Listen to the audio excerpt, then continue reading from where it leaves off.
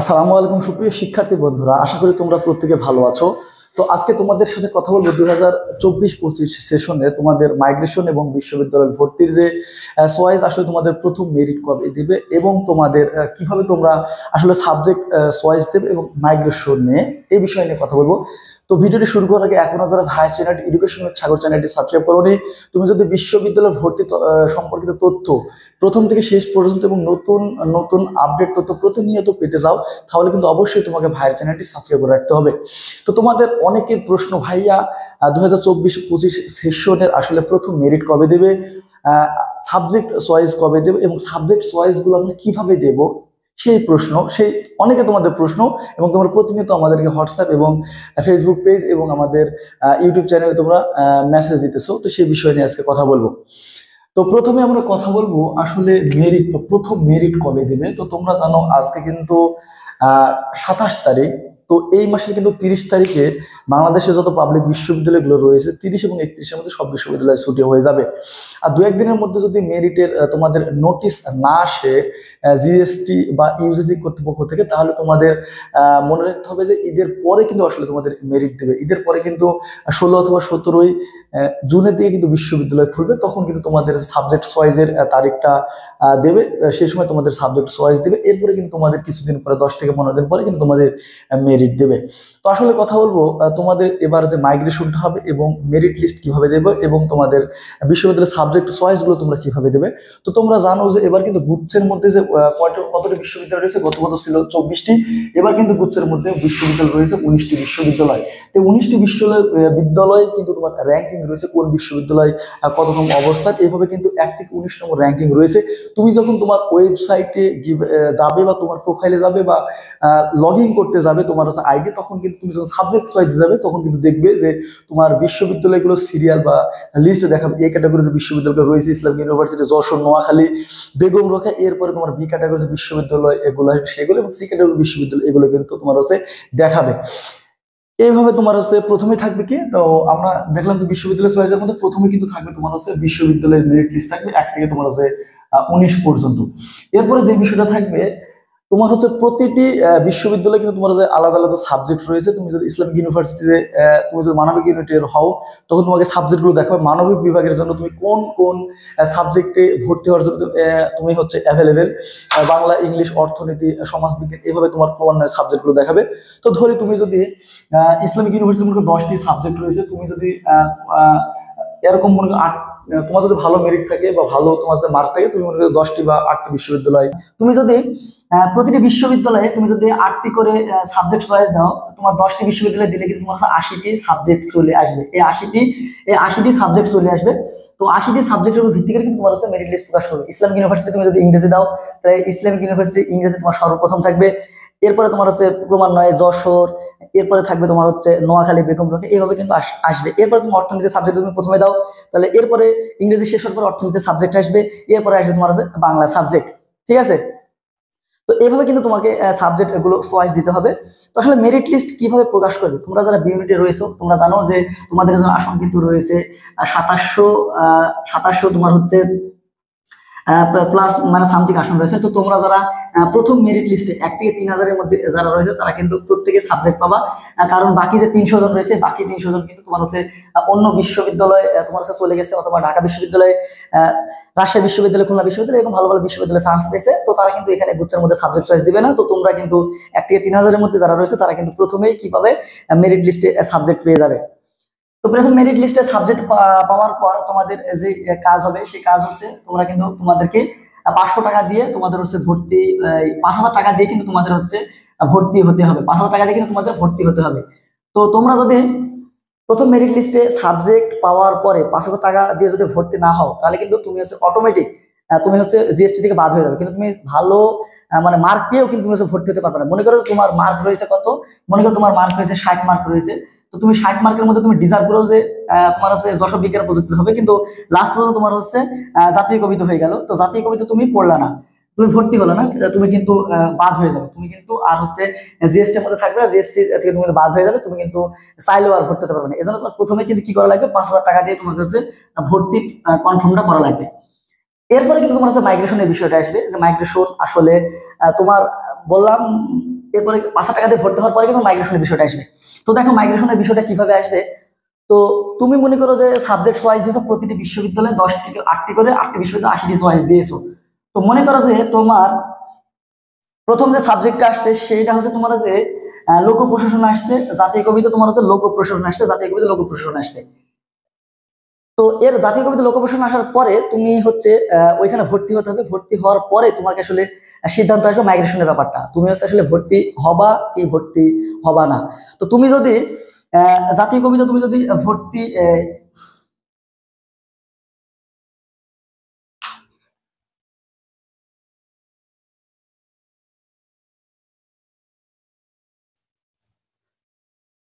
তো তোমরা মনে করো যে তোমরা হচ্ছে সাবজেক্ট চয়েসের বিষয়টা বলে, তোমরা মনে করো প্রত্যেকটি বিশ্ববিদ্যালয়ে তোমরা হচ্ছে 8টি করে সাবজেক্ট চয়েস দিতে, তো তোমাদের মোট সাবজেক্ট চয়েস কিন্তু 80টি।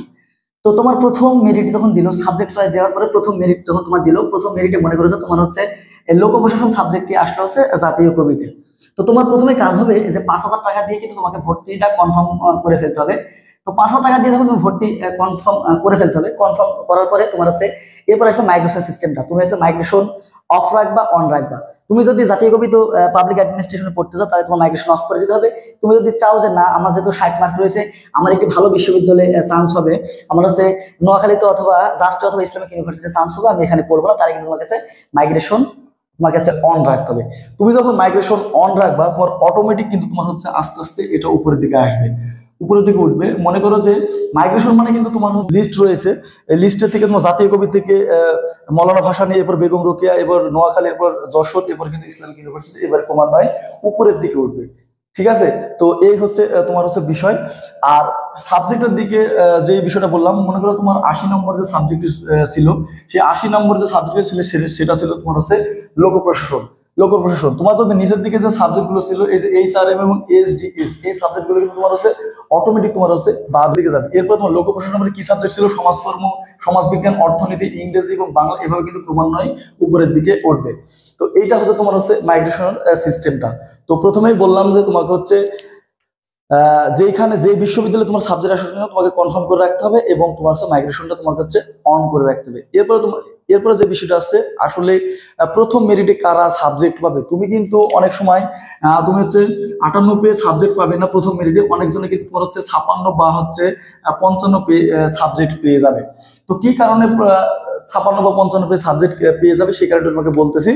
তো তোমরা জানো যে বিশ্ববিদ্যালয় কিন্তু রয়েছে 3 category, A category, B category এবং সি ক্যাটাগরি বিশ্ববিদ্যালয় রয়েছে।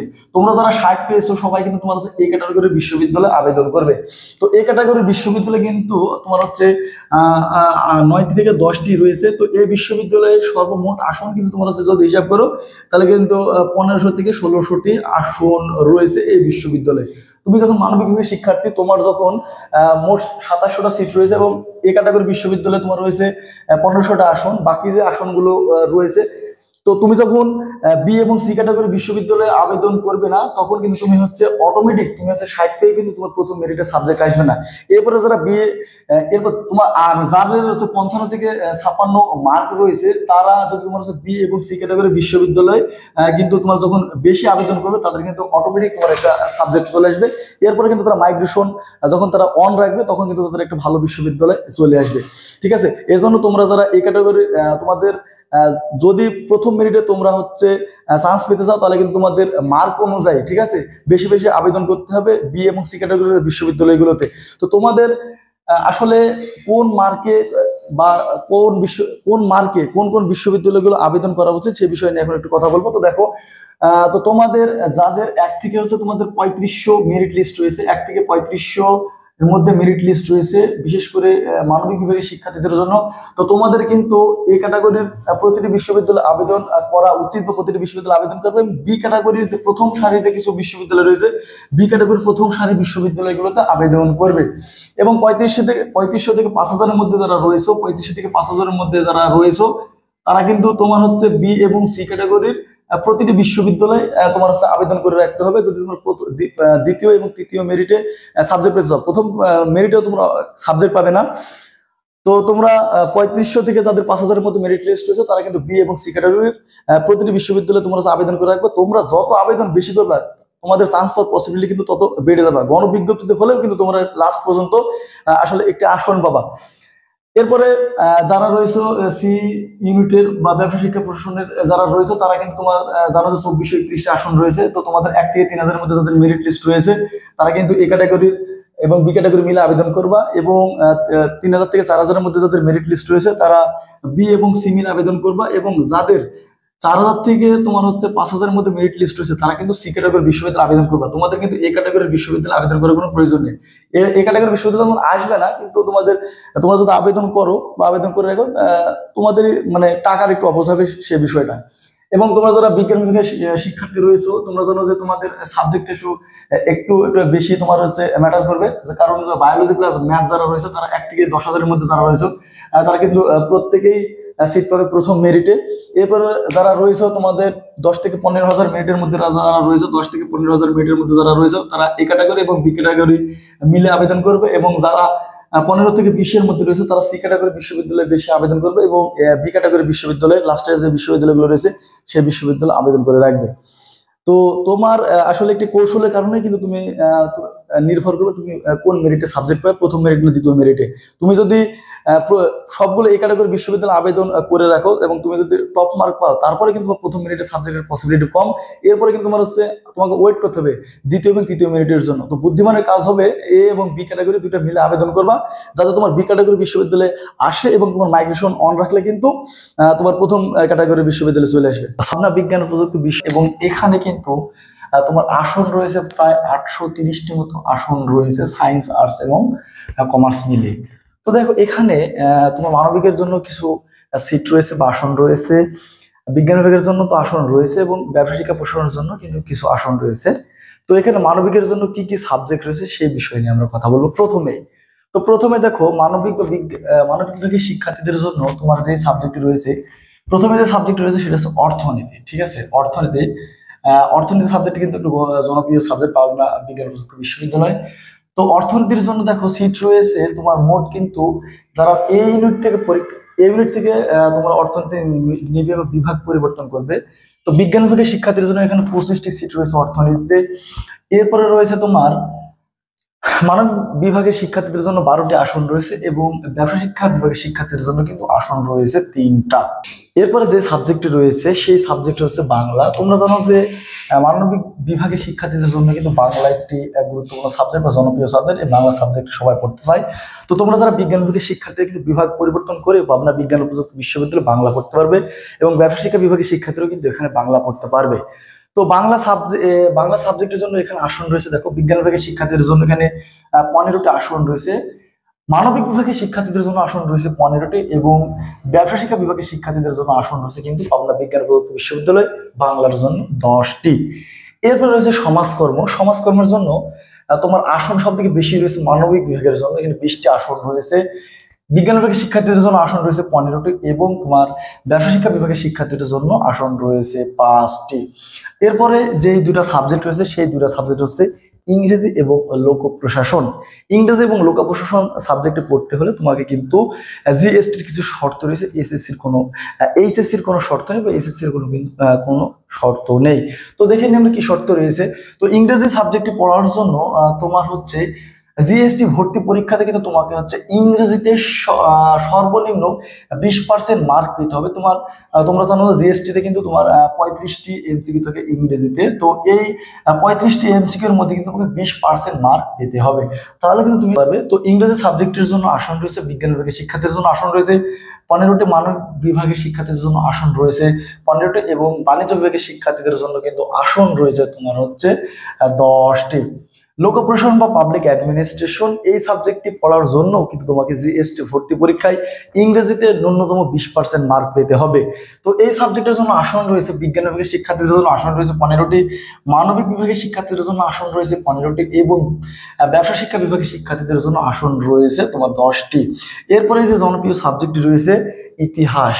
পাবনা বিজ্ঞান ও প্রযুক্তি বিশ্ববিদ্যালয়ে তুমি যদি ইতিহাস সাবজেক্ট নিয়ে পড়তে চাও, ইতিহাস সাবজেক্টের জন্য কোনো শর্ত নেই, কিন্তু এখানে তোমার বিজ্ঞান বিভাগের শিক্ষার্থীদের জন্য 15টি, মানবিক বিভাগের শিক্ষার্থীদের জন্য সব থেকে আসন রয়েছে বেশি 20টি, এবং ব্যবসা শিক্ষা বিভাগের শিক্ষার্থীদের জন্য 5টি আসন রয়েছে। পাবনা বিজ্ঞান ও প্রযুক্তি বিশ্ববিদ্যালয়ে তোমার সি ইউনিটের জন্য কিন্তু দুটা সাবজেক্ট রয়েছে, সেটা হচ্ছে ব্যবসা প্রশাসন এবং THM tourism and hospitality management যে সাবজেক্ট রয়েছে। সেই সাবজেক্টের জন্য দেখো বিজ্ঞান বিভাগের শিক্ষার্থীদের জন্য এখানে আসন রয়েছে মাত্র 4টি, মানবিক বিভাগের শিক্ষার্থীদের জন্য আসন রয়েছে মাত্র 1টি, এবং ব্যবসা প্রশাসন শিক্ষার্থীদের জন্য আসন রয়েছে কিন্তু তোমার হচ্ছে আহ, বাণিজ্য বিভাগের শিক্ষার্থীদের জন্য আসন রয়েছে কিন্তু 35টি। তোমার হচ্ছে ব্যবসা প্রশাসন যেই সাবজেক্ট রয়েছে সেই সাবজেক্টের। তো এখানে যেহেতু এটি বিশেষ করে বাণিজ্য বিভাগের শিক্ষার্থীদের অনুষদ, তো এখানে কিন্তু বাণিজ্য বিভাগের শিক্ষার্থীদের প্রাধান্যই বেশি থাকবে। সেই অনুপাতে কিন্তু তোমার হচ্ছে ব্যবসায় যে প্রশাসন সাবজেক্ট রয়েছে এখানে কিন্তু বাণিজ্য বিভাগের শিক্ষার্থীদের জন্য 35টা আসন রয়েছে। এরপর যে সাবজেক্ট রয়েছে ট্যুরিজম অ্যান্ড হসপিটালিটি ম্যানেজমেন্ট, এখানে সব থেকে বেশি কিন্তু বাণিজ্য বিভাগের শিক্ষার্থীদের জন্য আসন রয়েছে 25টি, মানবিক বিভাগের শিক্ষার্থীদের জন্য আসন রয়েছে 5টি, এবং বিজ্ঞান বিভাগের শিক্ষার্থীদের জন্য কিন্তু আসন রয়েছে 10টি। সাবজেক্ট ছিল তোমার যে বাণিজ্য অনুষদের, সে দুটা সাবজেক্ট আমরা দেখলাম। এরপর আমরা দেখবো হচ্ছে পাবনা বিজ্ঞান ও প্রযুক্তি বিশ্ববিদ্যালয় এই ইউনিটের জন্য কি কি আসন রয়েছে এবং কি কি সাবজেক্ট রয়েছে এবং কি কি শর্ত। তো প্রথমেই যে সাবজেক্ট রয়েছে, প্রথমে সিএসসি তে রয়েছে, সিএসসি রয়েছে, সিএসসি 40টা আসন রয়েছে। ইলেকট্রিক্যাল ইঞ্জিনিয়ারিং রয়েছে, তারপর electrical engineering and communication engineering এর জন্য তোমার 40টি আসন রয়েছে। EECE electrical engineering and communication engineering, এরপর আছে ইনফরমেশন কমিউনিকেশন ইঞ্জিনিয়ারিং এর জন্য আসন রয়েছে 40টি, সিভিল ইঞ্জিনিয়ারিং জন্য আসন রয়েছে 40টি, এবং আর্কিটেকচারের জন্য আসন রয়েছে 40টি, এবং তোমার নগর পরিকল্পনার জন্য আসন রয়েছে 40টি। এই যে প্রথম যে সাবজেক্টগুলো রয়েছে সিএসসি, তারপর হচ্ছে ইইসি, আইসিই এবং আর্কিটেকচার, এই সাবজেক্টগুলোতে তোমার পড়ার জন্য কিন্তু তোমার এইচএসসির কোনো শর্ত নেই, কিন্তু জিএসটির শর্ত রয়েছে। তো জিএসটির কি শর্ত রয়েছে? জিএসটির শর্ত হচ্ছে তোমাকে জিএসটি ভর্তি পরীক্ষায় পদার্থ রসায়ন এবং গণিত উত্তর করতে হবে। তোমরা যদি জিএসটি পরীক্ষায় biology plus English, biology plus Bangla দাগাও, তাহলে কিন্তু তুমি যে computer science, electrical information, electrical engineering and communication engineering যে সাবজেক্ট রয়েছে, আইসিই বা সিএসসি বা আর্কিটেকচার, এই সাবজেক্টগুলোতে কিন্তু তুমি পাবনাতে পড়তে পারবে না। নগর অঞ্চল পরিকল্পনা যে সাবজেক্ট রয়েছে, এই সাবজেক্টের জন্য কিন্তু 40টা আসন রয়েছে। তো এখানে কিন্তু কোনো শর্ত নেই। এরপরে পাবনা বিজ্ঞান ও প্রযুক্তি বিশ্ববিদ্যালয়ের বা প্রত্যেকটা বিজ্ঞান বিভাগের শিক্ষার্থীদের কাছেই কিন্তু তোমার একটি জনপ্রিয় সাবজেক্টের নাম হচ্ছে ফার্মেসি। তো এই ফার্মেসি সাবজেক্ট পড়ার জন্য কিন্তু পাবনা বিজ্ঞান ও প্রযুক্তি বিশ্ববিদ্যালয়ে কিছু শর্ত রয়েছে, জটিল কিছু শর্ত রয়েছে। সেই শর্তগুলো তোমার অতিক্রম করার পরে গিয়ে তুমি কিন্তু সিএসসি সাবজেক্টটি পাবে। তো দেখে নিই কি এই শর্ত রয়েছে। তো এখানে তোমার এইচএসসি কিছু শর্ত রয়েছে। তো এখানে ফার্মেসিতে কিন্তু আসন রয়েছে 40টি, এবং এইচএসসি যে শর্ত রয়েছে, তোমাকে ম্যাথ ফিজিক্সে সর্বনিম্ন জিপিএ কিন্তু তোমার হচ্ছে 3.5 থাকতে হবে, এবং তোমার এসএসসি এবং এইচএসসি দুইটা মিলিয়ে কিন্তু তোমার হচ্ছে জিপিএ থাকতে হবে 8, তোমার জিপিএ থাকতে হবে 8, এবং তোমার এইচএসসি পরীক্ষাতে তোমার হচ্ছে ম্যাথ এবং ফিজিক্সে 3.5 থাকতে হবে, এবং তোমার ন্যূনতম জিপিএ 3.5 করে থাকতে হবে। দুইটাতে কিন্তু 3.5 করে থাকতে হবে, এবং দুইটা মিলে কিন্তু তোমাকে 8 থাকতে হবে বা 8 থাকতে হবে। এবং এইচএসসি পরীক্ষায় ফিজিক্স অথবা তোমার ম্যাথে তোমার কিন্তু আলাদাভাবে তোমার জিপিএ থাকতে হবে 3.5 করে। এরপরে কিন্তু তোমার হচ্ছে জিএসটি কিছু শর্ত রয়েছে। সো জিএসটি শর্ত হচ্ছে তোমাকে জিএসটি পরীক্ষায় ফিজিক্স, কেমিস্ট্রি এবং বায়োলজি আনসার করতে হবে, এবং বায়োলজিতে কিন্তু তোমার হচ্ছে 20% নম্বর পেতে হবে।